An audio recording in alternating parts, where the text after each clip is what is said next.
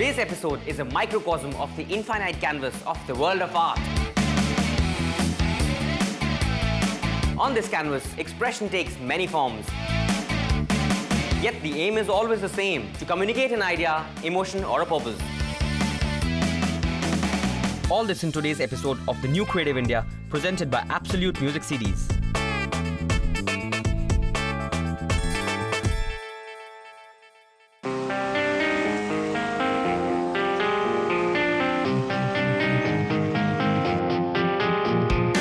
In a nation of jewelers, Farah Khan has made an enviable position for herself and her work. An artist whose medium is jewels, Farah's designs are sought by the style icons from around the world. Vikas and Mickey Malani turned their hobby into their art practice.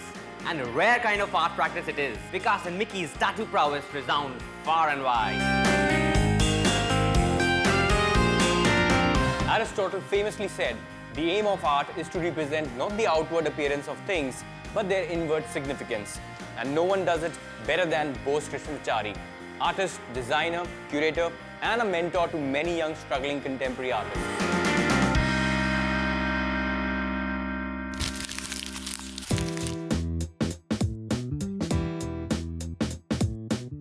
She grew up surrounded by glamour and the fine things of life. She channeled that sensibility into her love for gems and stones. Today, Farah Khan is feted all over the world for the intricacy and detailing of her jewellery. She has transformed as an artist and a businesswoman. But do these very different worlds ever collide?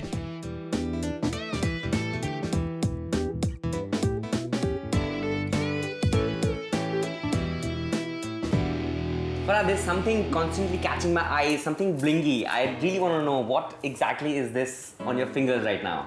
Well, that is called the social butterfly. It's a ring that I made with yellow diamonds, yellow pink sapphires and rubies. Wow. And it's something just to stand out. It's meant to be a conversation starter. So, Like right now? like right now. Just did that. Does it define you somewhere? I think it defines me because I believe that you should wear a piece of jewelry. The jewelry should not wear you, you know. So even when you wear something as opulent and as grand as this, you wear one piece. You wear something that stands out, makes, you walk into a room and have heads turn.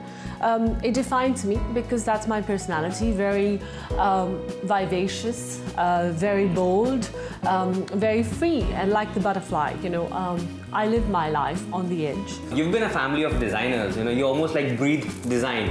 Yet I believe it was a moment of chance for you where you became a designer. I didn't ever want to be a jewelry designer. It's something that came to me. This friend of mine was going to LA to do a course in gemology, and she was going to go there for 6 months. And I decided, let me just tug along with her because 6 months in LA, just party. That's all I thought of. I'm just going to party, you know. So I land up in LA and I sign up for this course. And the first day, I opened my books and I'm in a shock. Because gemology is the study of the chemical, optical, physical properties of 99 minerals and their gemstone varieties, okay? And so, from trying to be a party animal, I ended up being the Indian nerd who studied every day of my life there. You went through all of it. Every day. Because it was like this. The question in gemology is like, if the specific gravity of a diamond is 3.52, it has to be 3.52. You can't come up with 3.51 or 3.50. They're numbers, you have to remember that. So I ended up being the Indian nerd, and as they say, fate had plans for me, and here I am.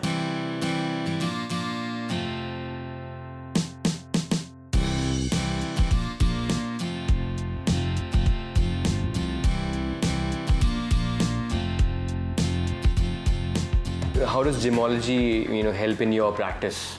Well, it's like this. When you're a fashion designer, you need to know the fall and the feel of a fabric before you construct something. So gemology helps in making me study the stones and allowing me to construct them and set them in a beautiful piece of jewelry. My study of gemstones allowed me to be able to experiment in design. You use a lot of other materials as well in your... In my jewelry, I use a lot of color because I think color is very exciting. It allows you to do so much more. It's like viewing a world in a colorful world. You know, if you don't have color, you'd just be seeing black and white, you know.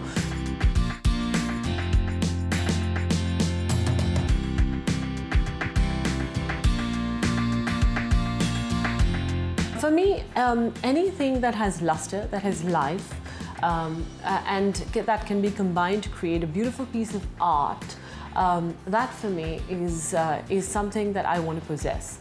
And in my designing, people always ask me, how do you design? That's one question that people keep asking. Process. The process.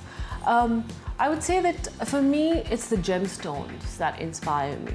So because each gemstone is a natural gemstone that has its own particular history. These gemstones came out of the earth millions of years ago, and the process for them to reach us has also been a very long process, you know. Yeah. So when you look at a gemstone, it actually talks to you, and you get very inspired to create something. Wow. So that's how I work. I mean, I look at the gemstone and I say, okay, this has to be set in a certain manner, and I will try and maximize that potential and make it a piece of art that will go through generations and bring a sea of memories.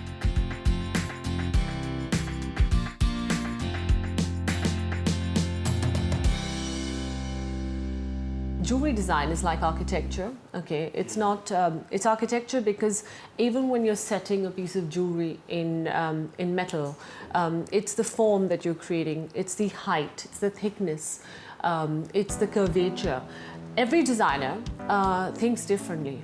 And if I give 5 different people the same sketch, each one will interpret it differently based on their experiences. So, and that's what makes the design different. The experiences and the interpretation of the design from a 2D sketch to a 3-dimensional piece of jewelry, you know.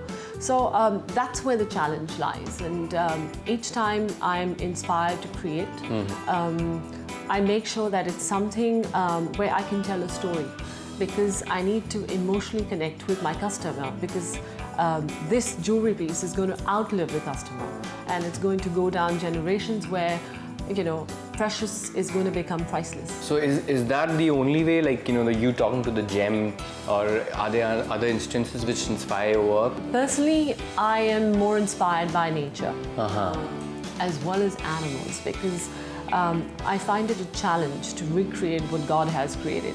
And so all my jewelry has a lot of nature-based, motifs, and very flexible and movable. And I think the best compliment I've ever received is that my jewelry is alive. And, That's true. That is my true. compliment. Like you said, the butterfly's wings move. So, so the idea is to create the movement and be alive.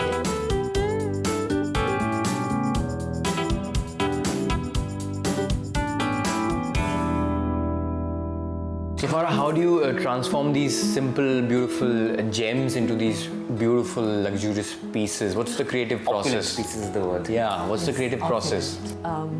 The creative process is unfortunately not that glamorized as people assume jewelry designing to be. It all actually begins with a thought, an idea that converts into a sketch, you know.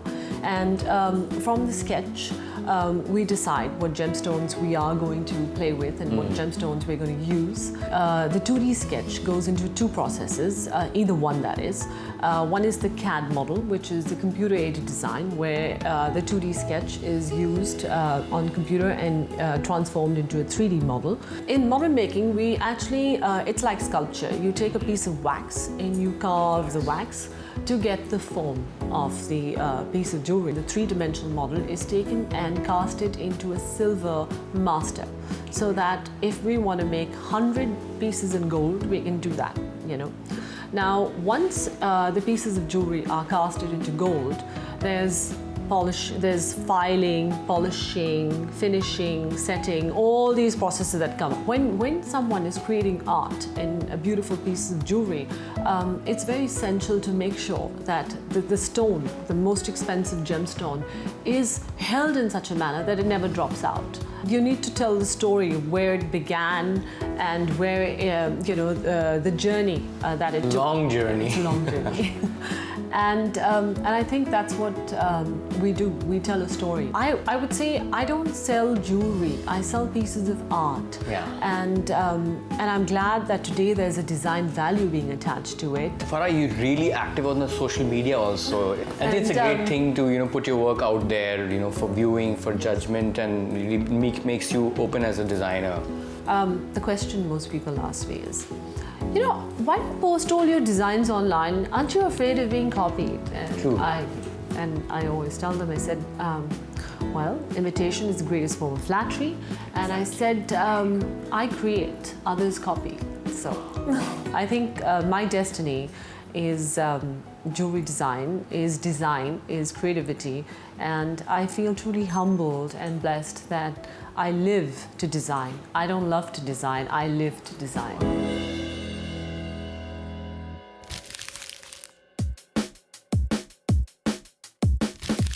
On Zolo Hive New Artist of the Week, inspired by spirituality and chakras, Vijay Kumar Arumugam creates a bespoke theme for the Zolo Hive.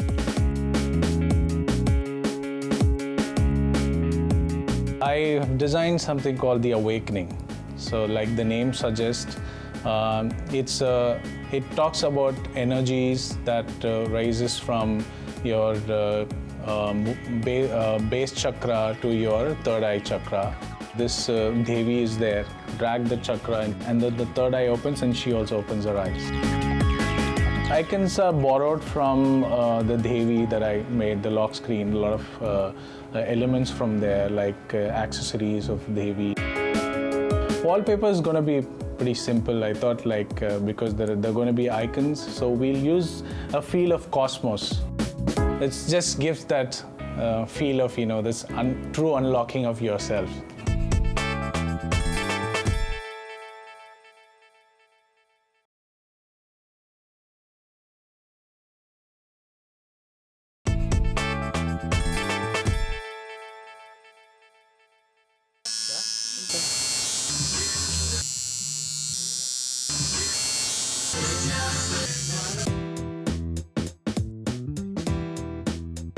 Once identified with hippies and vagrants, it has transformed into a form of personal artistic expression.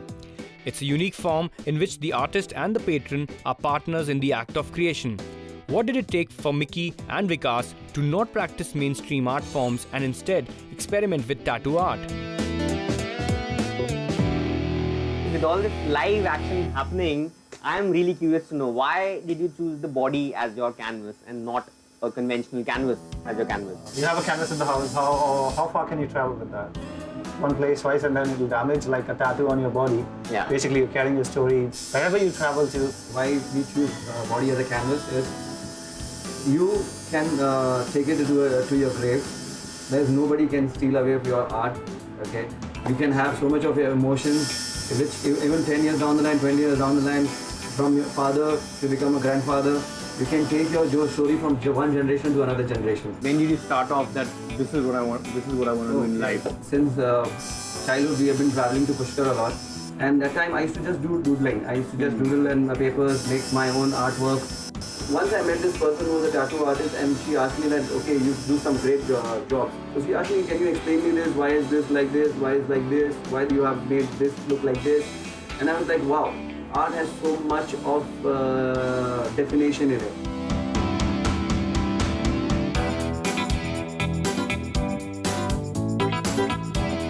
And it's when you explain it to the other person, that's when you really get yourself into their shoes. She pushed me up, okay, you should definitely take tattooing as a career, because the kind of strokes you do, the kind of linings you have, the circles that you do, you could be a good tattoo artist. I leave my emotion on somebody for the rest of their life.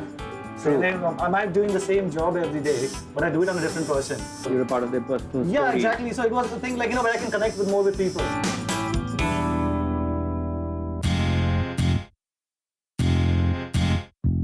Were you ever scared about the fact that while I'm pursuing this form of art, I might not be taken seriously, or tattoo as an art might not be taken seriously, because India is fresh with the tattoo culture?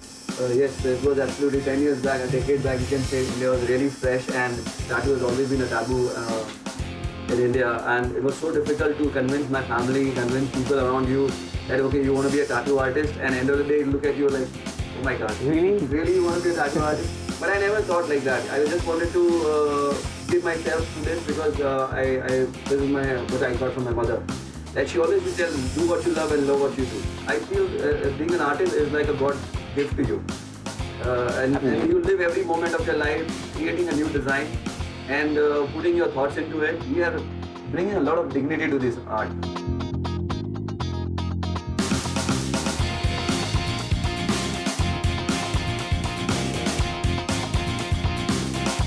It certainly seems like you guys are really rising, and I so hope that. But tell me, you must have had like crazy experiences. Some of the best tattoos, worst tattoos. What were the best tattoos that you've done? I've got one very brilliant tattoo. Probably, I think it's one of my best tattoos in terms of my work also, in terms of concept also. Client of mine named Shashli Khanna. She's got an auto rickshaw tattoo on her. And I really wanted to do something like that out of the box. And I asked her the reason why auto rickshaw. She's like, well, it's just my lifeline. I mean, I travel every day so much with it and everything, now and then. And it's probably something that has served me to enjoy my life. The craziest tattoo I would say I have been doing is the same guy coming to you, getting it done, getting his girlfriend's name written. Then he comes back, oh, I'm sorry, this is the wrong name I got done. Huh? Yeah, he's not my girlfriend.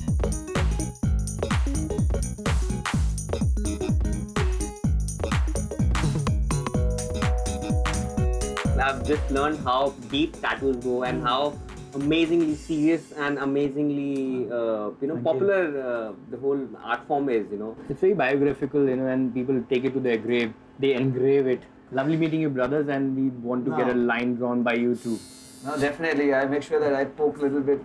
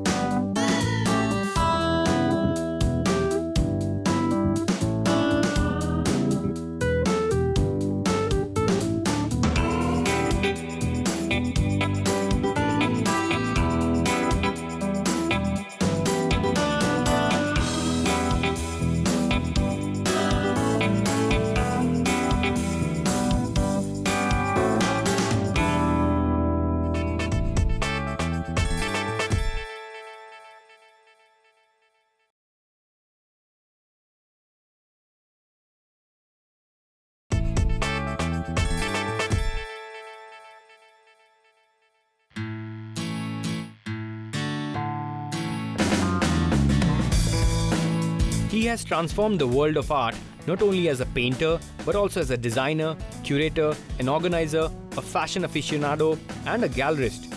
No wonder Bose Krishnamachari hates categorization. The only tag he wears proudly is that of being a Mumbaikar.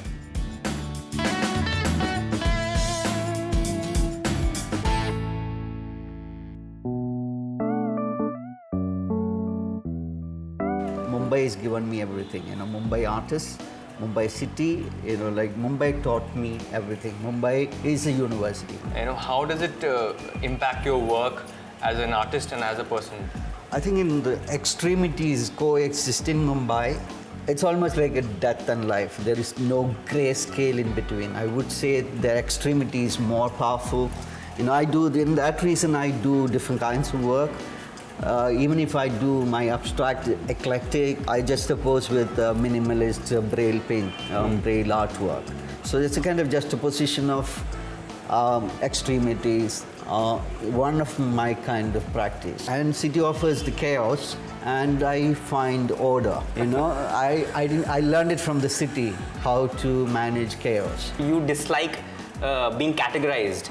Do you feel that categorizing an artist sort of limits the artist? Like in the 80s or 70s, if you look at it, like one artist, if you take it, they used to have a certain kind of painting or certain ways of sculpting. They have not just done painting, like I do believe the same thing. And I'm a son of a carpenter. I was very good at craftsmanship. Wow. So I could create anything, I do believe. And, realistic sketches. I used to do 5-minute sketches in a restaurant for my survival in Mumbai.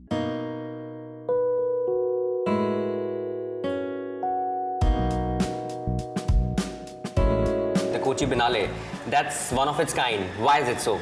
Riyaz and myself, felt that, like we have fantastic film festival, we have art fair in Delhi and a theatre festival in Trichure, But when it comes to visual art, everything has been sidelined, compared to literature or anything in Kerala. So we felt that the Biennale would be the right thing, and it is a non-profit making thing. It is not like there is no sales and whatever. It's only creative thinking, creative practices we'll be showing. What was the response in the first Biennale? It was incredible.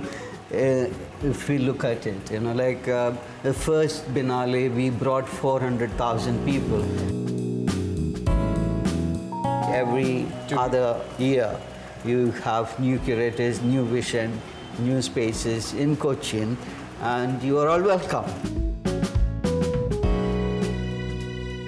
As I see again, sharing is an important part of your art practice. You mentor a lot of artists. You're one of the rarest artists who looks beyond your own self, beyond your own practice. What brings about that side of you?